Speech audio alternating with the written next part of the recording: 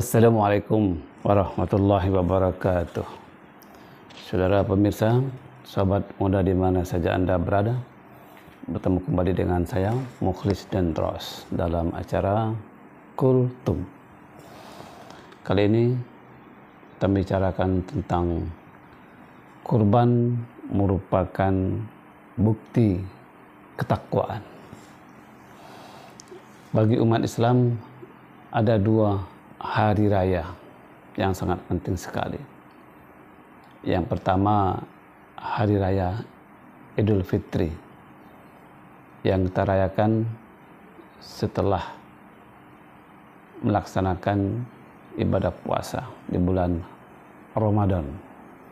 Luar biasa semaraknya umat Islam saat merayakan Idul Fitri ini. Dan yang kedua, hari raya Idul Adha yang jatuh pada tanggal 10 Zulhijjah. Pelaksanaan hari raya Idul Adha ini tidak seramai sebagaimana Idul Fitri.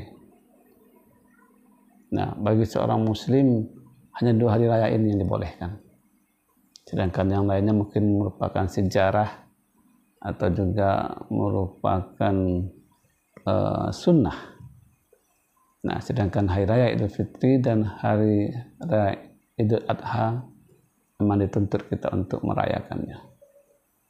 Nah, khusus Idul Adha ada satu kewajiban bagi seorang mukmin yang memiliki harta, yaitu melaksanakan ibadah kurban. Itu makanya Idul Adha disebut juga dengan Idul Kurban, bahkan disebut juga dengan hari raya haji. Nah, pelaksanaan ibadah kurban bagi seorang mukmin yang memiliki harta yang lebih, ini sebuah kewajiban. Bahkan sampai Rasul memberikan sebuah ancaman, barang siapa yang mampu punya kelebihan harta untuk berkurban, tapi dia tidak melaksanakan kurban itu, maka kata Rasulullah, jangan dia dekat-dekat dengan tempat sholatku. Artinya kualitas dia sebagai muslim itu dipertanyakan, karena pelaksanaan ibadah kurban itu menunjukkan ketakwaan seseorang. Takwa itu merupakan level iman yang tertinggi.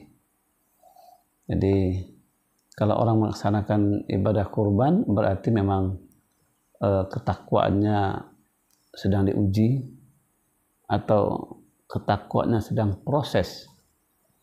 Nah, banyak ayat yang mengajak seorang muslim itu untuk menjadi orang bertakwa.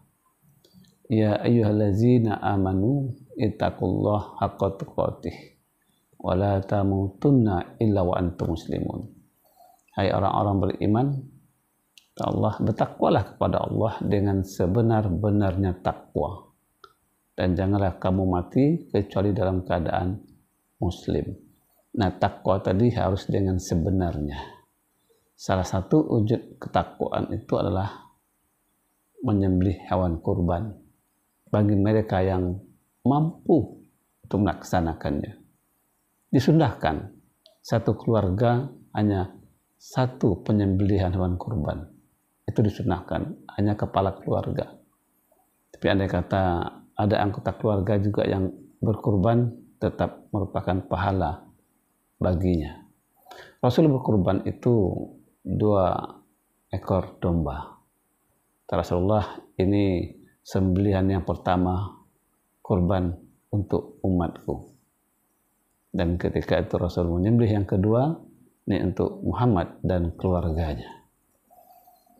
Nah, ketakwaan itu dituntut dalam seluruh aspek kehidupan, termasuk dalam ibadah, apalagi ibadah kurban. Allah berfirman dalam surah Al-Maidah ayat 27, Innama yataqabbalallahu minal muttaqin. Sesungguhnya Allah akan menerima ibadah kurban itu sebagai pahala, sebagai ibadah dari orang-orang yang bertakwa. Jadi ibadah yang dilakukan dari orang-orang yang tidak bertakwa kepada Allah itu enggak diterima. Jadi yang akan sampai kepada Allah itu adalah ketakwaan seseorang. Ya, bukan masalah darahnya, masalah dagingnya, tapi ketakwaan seseorang ini mendekatkan dirinya kepada Allah. Begitu juga seluruh aspek ibadah sebenarnya akan diterima oleh Allah kalau ibadah dilakukan karena ketakwaan, karena keimanan kepada Allah SWT. Bahkan dalam surat Al-Hajj, yaitu ayat 37, Allah juga menyatakan, la yanalallaha luhumuha wala dima'uha walakin yanalut taqwa minkum. Daging onta dan darahnya itu sekali-kali tidak akan sampai kepada keridhaan Allah, tetapi ketakwaan dari kamulah yang akan mencapai hal itu. Jadi Allah tidak mengharapkan kurban itu, tapi yang diharapkan adalah ketakwaan. Ya, di bagaimanapun juga kurban itu bagus diserahkan, bagus dan banyak, tapi bukan karena takwa kepada Allah, maka itu tidak akan sampai. Jadi kita persiapkan diri kita jadi seorang muslim yang baik. Kita persiapkan keimanan kita, ketakwaan kita, kemudian melaksanakan ibadah kurban pada hari raya Idul Adha, yaitu 10 Zulhijjah. Mudah-mudahan ibadah kita yang semuanya, termasuk ibadah kurban, akan diterima oleh Allah SWT, karena hal itu kita lakukan karena ketakwaan kepada Allah SWT. Demikian, lebih kurangnya mohon maaf. Bila taufiq wal hidayah. Assalamualaikum warahmatullahi wabarakatuh. Sampai jumpa.